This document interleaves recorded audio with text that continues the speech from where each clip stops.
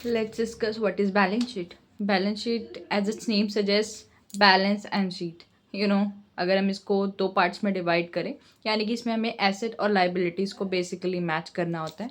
Balance sheet दो forms में हो सकती है, हॉरिजॉन्टल भी हो सकती है और टी शेप भी हो सकती है। अब बैलेंस शीट में दो पार्ट्स में क्लासीफाई किया जाता है। The one is asset and another is liabilities. अब एसेट में वो सारी चीज़ें आती हैं जो हमें इनकम जनरेट करके दे रही हैं। शॉर्ट टर्म एसेट्स भी हो सकती हैं, लॉन्ग टर्म एसेट्स भी हो सकती हैं। जैसे कि for example current asset. Current assets वो सारी एसेट्स होती हैं जिनको आप अगर मार्केट में सोल्ड करने जाओ तो वो विद इन 1 ईयर आप सोल्ड कर सकते हो और उससे आप आपका जो पैसा है वो रिटर्न इन हैंड ले सकते हो। फॉर एग्जाम्पल स्टॉक हो गया, कोई भी एफडी होगी, ये सारा हमारा करंट एसेट्स में आ गया। आफ्टर जैसे क्या बैंक में कोई बैलेंस है, कोई ओडी वगैरह कुछ भी, not OD that's a liability, मतलब कोई भी एफडी वगैरह कुछ अमाउंट जो आपने बैंक में रख रखा है एंड शॉर्ट टर्म में अगर आपको रिक्वायरमेंट पड़ता है तो आप निकाल सकते हो। आफ्टर दैट शॉर्ट टर्म के बाद हमारे पास लॉन्ग टर्म एसेट्स आ जाती हैं। जैसे कि फॉर एग्जांपल हमने कोई मशीनरी खरीदी है तो जिसको हम यूज़ कर रहे हैं प्रोडक्शन करने के लिए, ठीक है, और बेसिकली वो हेल्प तो कर रही है हमारी इनकम में, डायरेक्ट और इनडायरेक्ट सोर्स बन रही है। इसके बाद आ जाती है लैंड एंड बिल्डिंग। अगर हमने लैंड एंड बिल्डिंग परचेज कर रखी है तो दैट मीन्स हमारा रेंट सेव हो रहा है।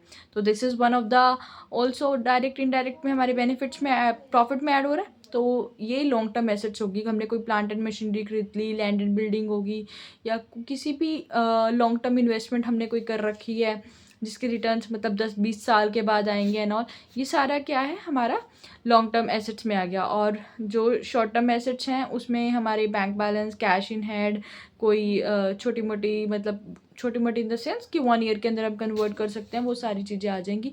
अब इसमें हमारा स्टॉक भी आ जाता है। स्टॉक भी है, अगर आप उसको मार्केट में सोल्ड कर दोगे, जैसे आपका स्टॉक में भी मतलब टाइप्स हैं, जैसे कि रॉ मटेरियल है तो वो भी स्टॉक। अब वो क्या है कि रॉ मटेरियल को, अब एक तो गया रॉ मटेरियल, ठीक है, जो आपने सामान खरीदा एक फिनिश गुड को बनाने के लिए, और देन हो गया आपका वर्क इन प्रोग्रेस, यानी कि काइंड ऑफ जो इन प्रोग्रेस है, मतलब आपने रॉ मटेरियल से जैसे कई बार हम बाय प्रोडक्ट भी बना लेते हैं। तो we will discuss this thing in later after, मतलब इस वीडियोस के बाद उसको डिस्कस करेंगे कभी डिटेल में। तो स्टॉक इन प्रोग्रेस हो गया। वर्क इन प्रोग्रेस में मतलब आपके पास टूल्स हो गए, स्पेयर पार्ट्स हो गए, ये भी आपकी एसेट है समवेयर, ये भी कंट्रीब्यूट कर रही है। एंड देन फाइनल गुड्स होगी, फिनिश गुड्स होगी जो आपकी, ये सारी चीज़ें भी हमारे एसेट वाली शीट में आ जाते हैं। देन आफ्टर दैट लाइबिलिटीज़ में हमारे पास क्या क्या आ जाता है, जैसे कि सन्ड्री क्रेडिटर्स।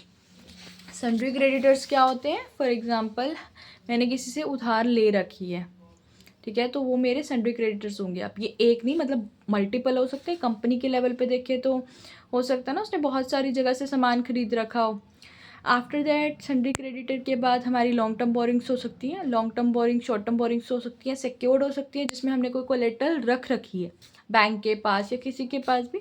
और एक होती है अनसिक्योर्ड। अनसिक्योर्ड के हमने मतलब उठा रखा है पैसा, बैंक कंपनी को पे करना है या पर्सन को पे करना है जिसकी भी बैलेंस शीट है, ठीक है, XYZ आप कोई भी लगा सकते हो अपने अकॉर्डिंग। सो लाइबिलिटीज़ में हमारी कैपिटल भी जाती है, ठीक है। अब ये प्रोप्राइटर फंड्स भी हो सकता है, वैसे ये पार्टनर उसमें मतलब we can consider in a partnership का जब हम वो करते हैं, तो देन विल ऐड कैपिटल में नेट प्रॉफिट जो हमने ऑब्टेन किया P&L स्टेटमेंट से, हमारे रिजर्व्स हो गए।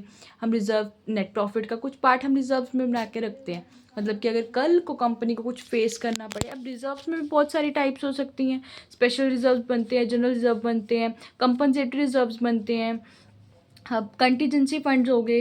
ये सारी चीज़ें हम ऐड करते हैं नेट प्रॉफिट्स के अंदर, ठीक है।